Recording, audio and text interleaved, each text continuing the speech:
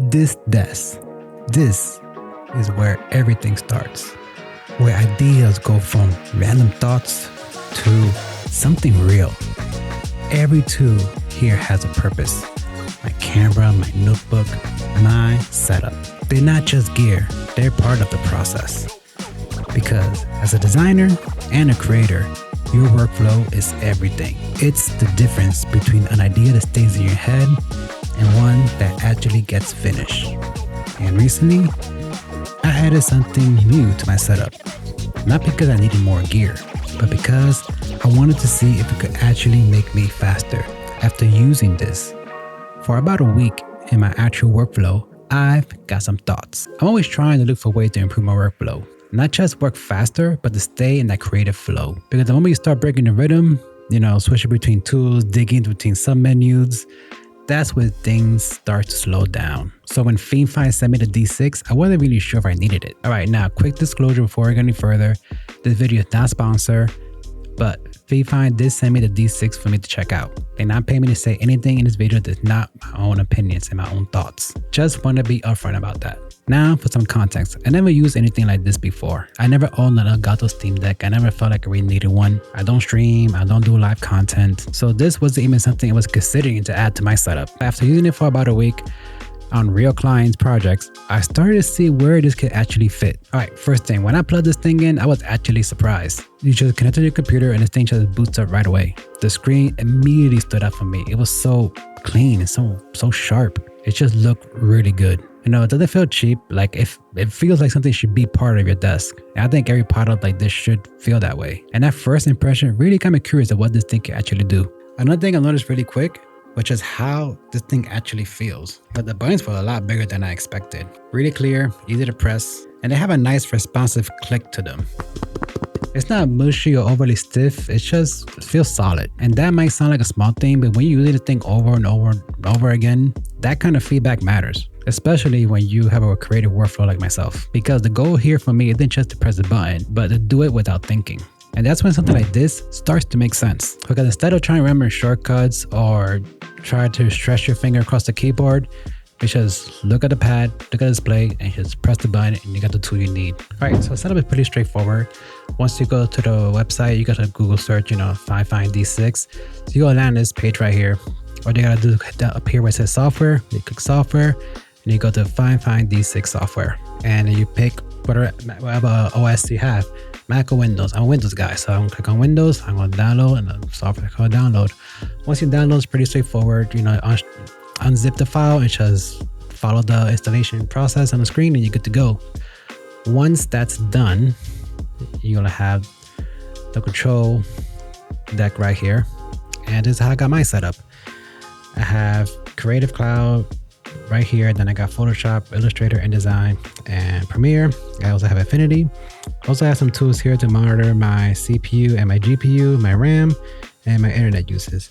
If I click this arrow over here, I have my Illustrator tools, direct selection tool, pen tool, And what I like about this, I have the shape builder tool right here. I love this shape builder tool. I use it all the time. Bad thing about this, the shortcut is Shift M, so I hit Shift and stretch it on the keyboard. Now I don't have to do that. I have a button right there dedicated for the shape builder tool. And we go to the next page. We have tools for Premiere and we have tools for Photoshop. And you go back, you head back to the home screen. Now let's look at the software right now. Software is pretty straightforward. You have multiple pages. That's the one you just saw on my D6, and you can add more pages. For me, 4 is enough. The way I got these plugins, you go down here and you go to plugins. Well, just look at this whole screen. You have plugins, icons, and tutorials. So if you ever want to find out how to use anything for the D6, you got everything right here on one page. Now, you also have icons. If you want to switch them out to add some more, not many options, hopefully to add some more. But for me, I'm a basic person, so I like things just the way it is. And you got your plugins. So they actually have a handful of plugins in here that could be useful. For me personally, I just went down here to productivity and download the ones that I know I'm going to need. And for me, I download the ones that I use the most: Photoshop, Premiere, and Illustrator. All right, now let me show you how easy it is to set this up. So I'm going to go just add a new screen real quick to start from scratch. Once you download the plugins you want, example, I have Illustrator here. Just click down to Illustrator, and then you have all the tools here. Well, not all tools, but a lot of the tools that Illustrator has, kind of the basic tools they live right here. So you want your selection tool, you just click and drag, and boom, it's there, and it populates on your D6. You want direct selection tool, there you go. You want the pen tool, there you go. You want, let's see, my favorite tool is shape builder tool. Oh, I lost it. Where did it go? Tool. Boom. There you go. Shape builder tool. Monitor GPU, CPU. It's this one right here called System Performance Monitor. So right here, you can grab memory. You want to have a memory, put the memory in there. You want GPU uses is right there. But you got temps, whatever you want. It's pretty quick and simple. And if you want to have the icons or any program you want, you go to the toolbox and you go to open an app. You click on open the app. You drag it. By default, I think it's alphabetical order, but you could just click down here and all your apps you have installed on your computer are right here. So you just click what you want and you're good to go. So if you want Overwatch, boom, there you go, Overwatch. Click that, you're ready to go play with Overwatch. But I will say, while the plugins are here, they do feel a bit limited. Something like Premiere, you're not getting full control over everything that's in the app. They feel more like quick actions instead of deep integration. It's not necessarily a bad thing, but it does mean you do find yourself, going back to the keyboard for certain things. It's not like you're replacing your keyboard entirely. It's more like you're adding shortcuts on top of your workflow. Let me show you how this works in Illustrator. So I got my boxes here where I was trying to make this logo down here. It's like the early stages of a logo design. So instead of hitting Shift M in my keyboard, I just push the button right here. Boom, got the shape builder tool, and I'm ready to connect and draw. And well, actually, I have to highlight everything right with the shape builder tool. Then I just click this button, and I'm ready to go. It's just one button instead of holding Shift M. Now with one button, I have the shape builder tool, and what I like about it is I can visually see it. And over time, I'm thinking once I get muscle memory done with this thing, I should be able to work a lot more faster. Now, a lot of people are going to compare this to the Elgato Stream Deck because that's basically the standard in this space. And just to be upfront, I never actually used one before. So I'm not going to sit here and do a full comparison.